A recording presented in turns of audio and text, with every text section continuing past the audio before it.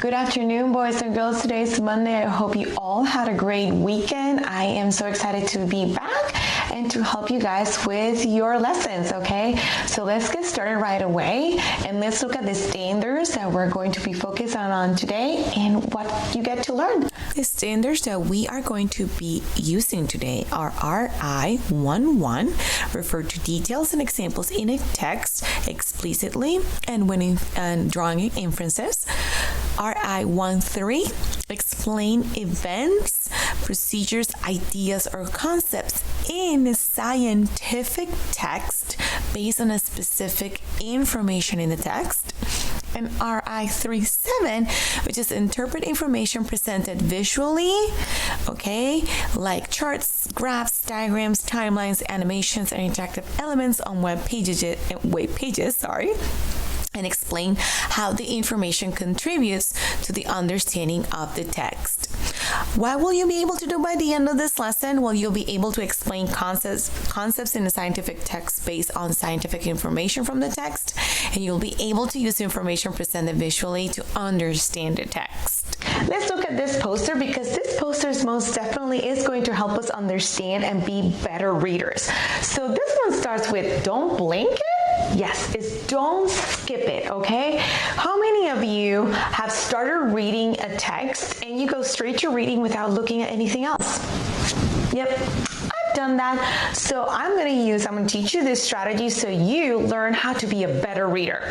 So today when we're reading, I want you to be looking at these things. I want you to be looking at captions, photos, charts, sidebars, diagram, any kind of pictures, and of course the text.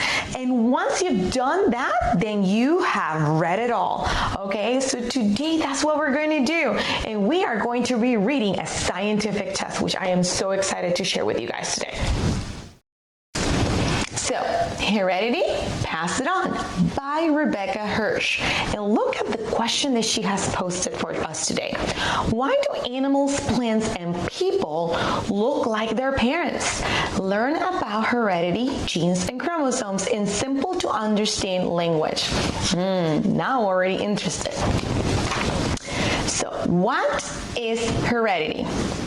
Two polar bear cubs wrestle in the snow. Their mother watches. The cubs and their mother all look like each other. They all have thick, light-colored fur, 4 legs, and 4 big paws. So I read. Now let's look at the pictures in this text. And you can see that there is a mama polar bear and 2 polar bear cubs. And yes, they have thick, light-colored fur. All 3 of them have 4 legs and 4 big paws. Trust me, they're bigger paws than ours. Let's continue. Offspring or children resemble others of their kind.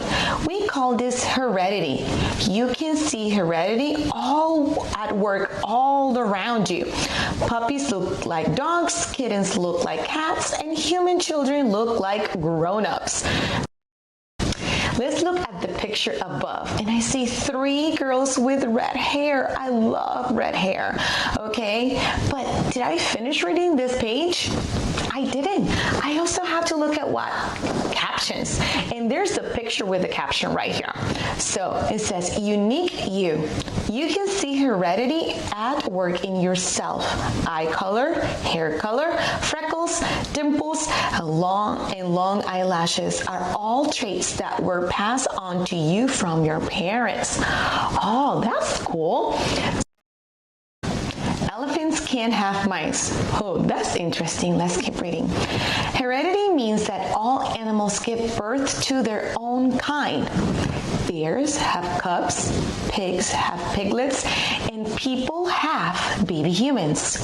No elephant has ever given birth to baby mice. That was really funny. Okay, let's look at the pictures again. So I see pigs with piglets.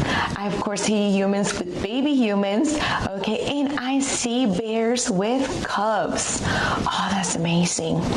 Now, plants follow the rules of heredity too. Did you know that? Which plant makes more of its own kind? Oak trees make acorns, which grow into new oak trees. Bean plants make bean seeds, which grow into new bean plants. Now in here, we have a diagram with pictures. So let's look at it to see if we can learn some more.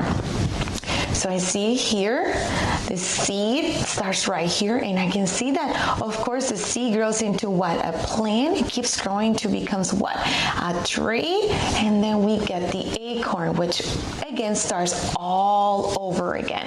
That's a neat diagram, and it helps me understand where heredity comes from for what? Plants. Awesome. Let's continue.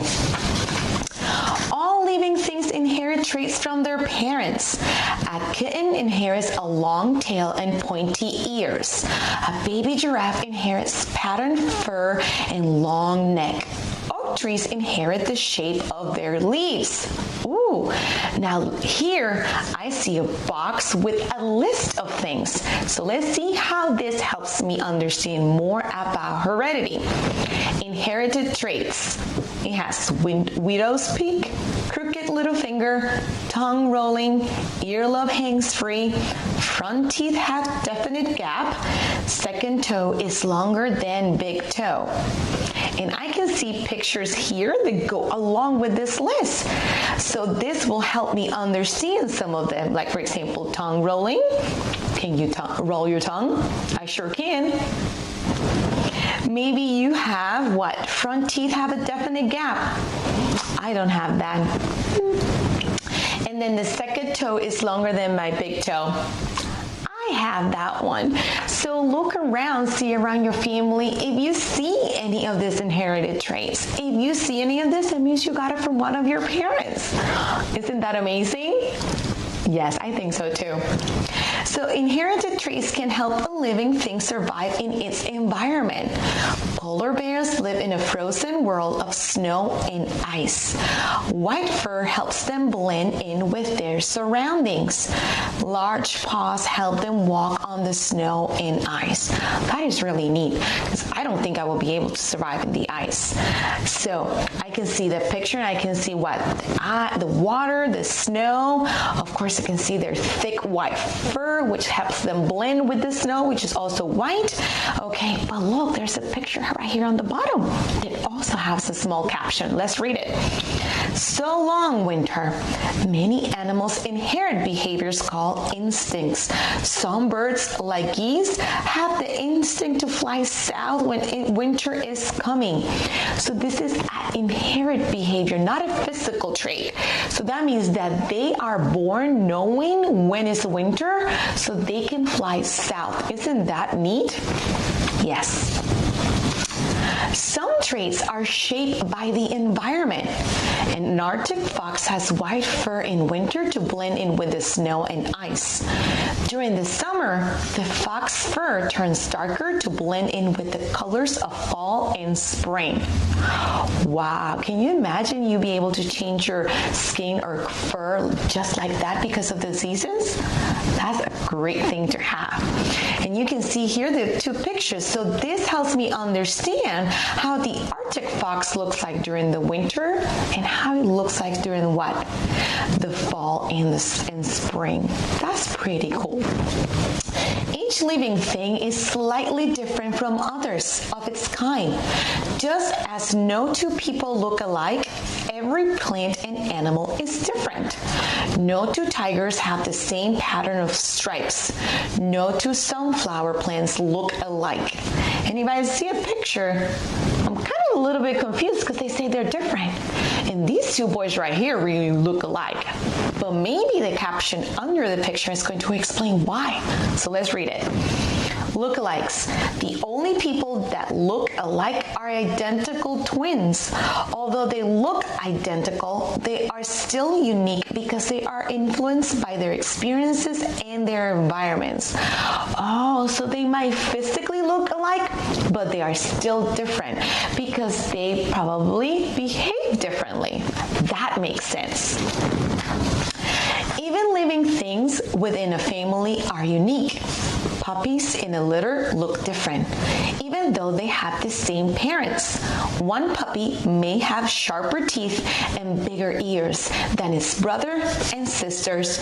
One may be playful, while another is shy. Let's look at the picture. Oh wow, look, this one is almost black and one white spot. Okay, I see this one has white as well as this one, but this one over here has a white line going down his face, and this one only has a little white dot on his nose. Oh, that's super cool. Okay, frogs from slime.